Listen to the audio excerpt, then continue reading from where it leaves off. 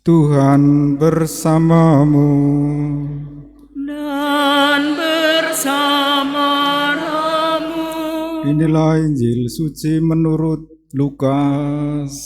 Dimuliakanlah Tuhan.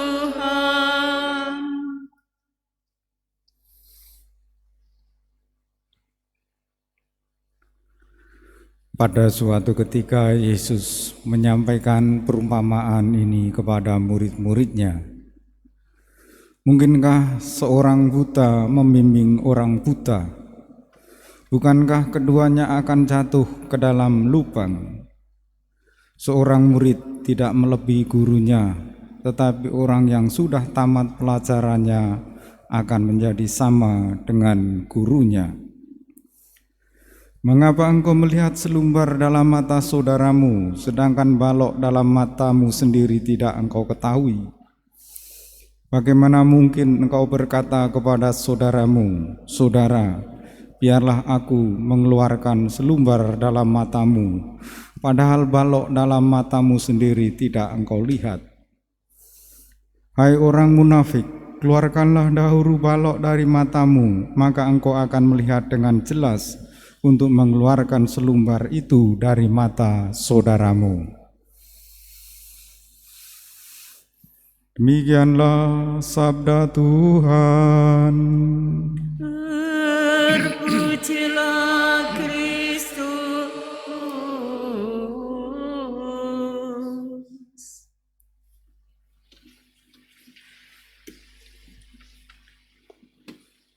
Umat Allah yang terkasih, dalam hidup kenyataan rasa-rasanya belum pernah kita melihat orang buta menuntun orang buta. Biasanya orang yang menuntun orang buta matanya bisa melihat supaya tidak tersesat, supaya tidak masuk ke dalam selokan. Pengajaran orang buta, membimbing orang buta yang diumpamakan dalam Yesus harus kita wujudkan dalam sikap mengembangkan hidup supaya bisa melihat kenyataan. Ibarat orang yang diberi 1 talenta, jangan minder, jangan takut untuk mengembangkan semakin sebanyak mungkin supaya hasilnya pun berbuah banyak. Dan untuk supaya bisa mengembangkannya, kita harus melihat diri kita, membersihkan diri kita, supaya kita tidak cenderung untuk mengoreksi kesalahan orang lain, tidak cenderung melihat balok di mata orang lain, padahal ada selumbar yang menghalangi mata kita. Untuk itu barangkali pengumpamaan ini kita baik menjadi orang Samaria yang murah hati, menjadi sesama kita siapapun mereka, memenangkan sebanyak mungkin jiwa-jiwa supaya bisa diselamatkan, dan kita sendiri menjadi orang yang bisa melihat dengan terang benderang dalam hidup ini supaya kita tidak menjadi orang munafik. Paulus memberikan contoh kehidupannya bagaikan seorang olahragawan yang berlatih terus-menerus, yang bertanding tidak mengenal lelah, dan pertandingan ini yang kita perebutkan bukan barang yang fana tetapi barang yang baka, yaitu kehidupan kekal.